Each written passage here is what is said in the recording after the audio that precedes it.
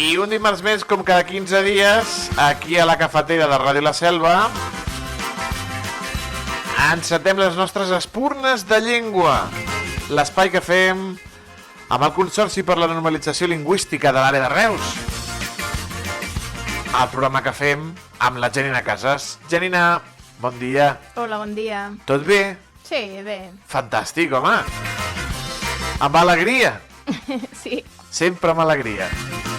Has menjat moltes galeres? Doncs aquest any encara no totes les que voldria, però n'he menjat, sí. N'has menjat? No totes les que voldries. Vas anar al vermut boomer aquell que van fer? I vaig passar. Molt bé, molt bé. Hi havia genteta. Hi havia genteta. Massa gent. No parlarem de galeres? No parlarem de menjar. Podríem parlar un dia de les galeres, que són ben bones. Bueno, el que li agrada menjar galeres, A mi... Sí, perquè molt bones, però... Però punxen. Sí, a l'hora de menjar-les s'ha de tenir bastanta precaució. No, avui anem a parlar de la lletra catalana per excel·lència. Sí, perquè bé, ara direm quina és aquesta lletra, però abans, per contextualitzar-ho tot una mica, no sé si coneixeu una pàgina web, potser sí perquè alguna altra vegada l'hem anomenat, una pàgina web que es diu Rodamots, que és molt interessant per aprendre doncs, noves paraules, no? Llavors, tant si la coneixeu com si no, doncs si voleu ampliar o refrescar el vostre català, ho podeu fer amb el que es diu Rodamots cada dia, perquè de dilluns a divendres envien un correu electrònic o crec que també us envien un missatge per xarxes, amb una paraula o una expressió amb el significat que té i amb alguns exemples d'ús. Per tant, una bona manera també d'aprendre català. Llavors, segurament que molts de vosaltres, tu segur que sí, Toni, recordareu el paraulògic. Quines nits, quines tardes, de fa un parell d'anys, crec que va ser. Quines estones amb el paraulògic, sí. Per si no us sona o no el recordeu, doncs és aquell joc que ara fa, crec que són un parell d'anys, ens va enganxar uns quants o alguns, i era pels vols de les festes de Nadal. Sí, al febrer, sí, gener-febrer, sí. Llavors, bé, el paraulògic va ser doncs, una proposta del portal de Rodamots, aquest portal que hem anomenat ara. Per tant, doncs, ja veieu que aquest lloc web està molt focalitzat a les paraules. Llavors, bé, si no hi heu entrat mai, doncs, en aquest web del Rodamots, jo us recomano que ho feu, sobretot això, si us agrada aprendre paraules noves, perquè doncs, podeu xafardejar una mica entre el munt de mots que hi ha, les curiositats que s'hi expliquen, veureu que estan agrupats per temes, etc. Doncs està molt bé. Llavors, des d'aquest mateix portal, des del Rodamots, a més, ara fa aproximadament un any, també es va impulsar una altra iniciativa, que és el Dia de la C trencada, aquesta grafia amb la qual has començat el programa. I bé, i per commemorar la diada, aquest Dia de la C trencada, doncs l'any passat en aquesta pàgina es van tractar paraules amb C trencada. No sé ben bé si aquest any es tornarà a celebrar o no aquest dia, però doncs, com que s'acosta el 3 de març, doncs avui parlarem una mica d'aquesta grafia. I bé, crec que és just que dediquem l'espai d'avui a aquesta grafia, la de la C trencada, perquè altres vegades ja hem dedicat algun programa a la L geminada, sí, senyora, que també té un dia. Ah, també té un dia la L geminada? Sí. Amb el punt volat. La del punt volat, sí, el dia del punt volat, va ser el gener. Llavors, alguna vegada doncs, hem parlat de la història d'aquesta L geminada, dels problemes que ha ocasionat a l'hora d'escriure doncs, paraules o noms de persona, bé, de l'ortografia, no? Llavors, això, com que en algun altre programa hem parlat de la celebració del dia del punt volat, no? De la L geminada, Doncs bé, avui parlarem del dia de la C trencada. I com dèiem, ja el tenim gairebé aquí, és el 3 de març. Llavors, de la mateixa manera que es fa o que es va fer amb el dia del punt volat, durant el dia de la C trencada, almenys l'any passat es va demanar que es fessin comentaris i aportacions sobre aquesta grafia a les xarxes socials, no? Amb l'etiqueta corresponent. Llavors, com hem dit, la celebració d'aquest dia es va impulsar des de Rodamots, que va optar per celebrar aquest dia al març, al mes de març, perquè és l'únic mes que el seu nom hi ha la C trencada. I concretament es va triar el 3 de març perquè és el tercer dia del mes, és a dir, el terç, no? Paraula que també té una C trencada, que s'escriu també amb C trencada. Llavors, alguns consells per escriure la C trencada. A veure, per començar, la regla ortogràfica bàsica sobre la C trencada que hem de tenir present. La C trencada s'escriu sempre davant de la A, de la O i de la U, i no s'escriu mai, mai, mai davant de la E i de la I.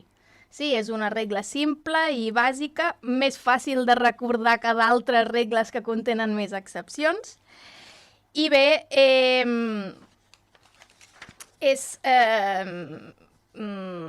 de vegades ens queixem que en altres casos hi ha tot d'excepcions no a les regles, en aquest cas no. A o U i mai davant de la E i de la I. Exacte. Aquí no hi ha allò de excepció de gratacel, no.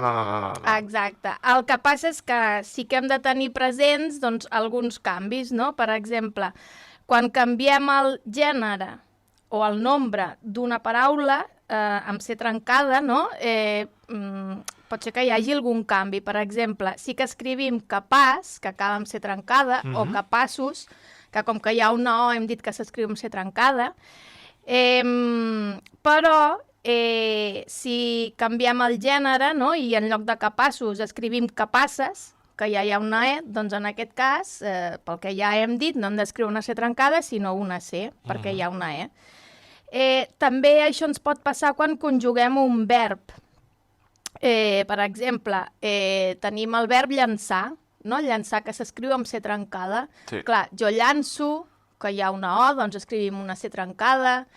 Ell o ella llança, que hi ha una A, també amb una C trencada, però quan és nosaltres, per exemple, que és llancem, o quan és vosaltres, que és llanceu, clar, aquí ja hem escrit una E, per tant, doncs, haurem de fer el canvi de la C trencada a la C. I també pot ser que s'hagi de fer aquest mateix canvi doncs, quan hi ha derivats, no? Sí que escrivim atros amb C trencada, però tenim atrocitat amb C, no? Perquè llavors ja hi ha una I, per tant, hem de canviar la C trencada per C. Què més hem de tenir present sobre aquesta lletra? Doncs que pot aparèixer en qualsevol posició, per exemple, a final de mot, no? Abans hem parlat de capaç i de tros, però doncs, tenim més exemples, no? Tindríem uns quants més, com llaç o braç. També pot aparèixer entre vocals, com ara capaços, que també l'hem anomenat abans. També entre vocal i consonant, no? Llanço o llança, el verb de què parlàvem abans també amb C trencada. I excepcionalment doncs, també la podem trobar entre una vocal i una consonant, per exemple, i molt en concret, doncs, en els adverbis que acaben en ment, no? Que es formen a partir d'adjectius, no? Per exemple, feliç, doncs feliçment. Tenim aquesta C trencada entre una vocal i una consonant, o fugaç, fugaçment. Encara pot arribar a aparèixer a començament de mot, però en dos casos molt concrets que no utilitzem aquí, per tant, doncs bé, ho deixem així. Se'm fa estrany veure feliçment, feliç sí que em sé trencada, però feliçment se'm fa estrany. Potser perquè, com dèiem, no se sol veure entre vocal i consonant, no ho sé. O fugaç, si fugaçment també se'm fa estrany. Fugaç, estrella fugaç, però fugaçment va enamorar-se de mi. No. Bueno, de fet, haurem d'acostumar-nos. De fet, hem dit que a l'hora d'escriure aquesta grafia no tenim excepcions, però no significa que no tinguem dubtes, perquè de vegades doncs, ens pot sobtar I tant. veure una paraula que ens pensàvem que s'escrivia, no ho sé, amb una S final i resulta que s'escriu amb C trencada o viceversa, no ho sé. Llavors, fixem-nos en alguns exemples, no? Per exemple, paraules que s'escriuen amb C trencada. Cabeça, la cabeça d'alls. La cabeça d'alls. Va amb C trencada, d'acord? Jo la ficaria amb dues S's. Clar, és que a més, clar, el que passa aquí és que la S sorda es pot representar gràficament per moltes grafies, no? La doble S, la la C trencada, la C. Llavors és un so que de vegades costa d'escriure amb la grafia que toca. Que toca. Cabeça d'alls amb C trencada. Amb C trencada. Calç, quan és òxid de calci, també s'escriu amb C trencada. Sí que existeix calç quan és la contracció de K i els, no? Aniré a cals pares a buscar no sé què. Llavors, en aquest cas, clar, com que és la contracció d'aquesta partícula K, que indica a casa de, més l'article els, que ja sabem que s'escriu, aquí no tenim dubtes amb S, doncs llavors sí que s'escriu amb una S final. Però quan és òxid de calci, doncs amb C trencada. També tenim altres parelles de paraules que de vegades doncs, potser també podem confondre o no. Per exemple, fals, quan és l'eina per segar, amb C trencada. Ara bé, quan volem dir que una cosa no és veritat, allò és fals, doncs amb una S. Amb una S. O fas, de cara, potser és una paraula menys utilitzada, amb C trencada, però clar, és diferent del verb fas, això segurament que no l'escriuríem, aquesta forma no l'escriuríem mai amb C trencada, no? Ja sabem que jo faig, tu fas, aquest fas s'escriu amb S, però que sapiguem doncs, que hi ha les dues paraules. També tenim massa, quan és una eina per picar, que s'escriu amb C trencada, que és diferent de massa, que s'escriu amb dues S's i que pot significar, doncs, o bé la pasta feta amb una matèria o quan una cosa la tenim en quantitat excessiva, no? En aquests casos, doncs, doble S. També tenim peça, cadascuna de les parts d'un objecte, en aquest cas amb C trencada, que és diferent de pesa, amb una sola S, no? Del verb pesar, per exemple. I en aquest cas, a més, doncs, el so ja és diferent, no? Perquè el segon pesa és una S entre dues vocals i que hem de pronunciar de manera sonora. Així, a final de paraula, pedaç, per exemple, s'escriu amb C trencada. Pinça, d'estendre la roba, doncs amb C trencada. Sí. Aquí pots dubtar de ficar-li amb S, amb la Z, d'en castellà. De castellà podria ser, sí. Bé, hem dit algunes paraules que s'escriuen amb C trencada, doncs d'altres que s'escriuen amb S. Per exemple, calabós. Sí que abans hem vist que a final de paraula, amb aquest os, doncs, hi pot haver mots que s'escriuen amb C trencada, però aquest calabós, per exemple, doncs amb una S. Capatàs, amb una S.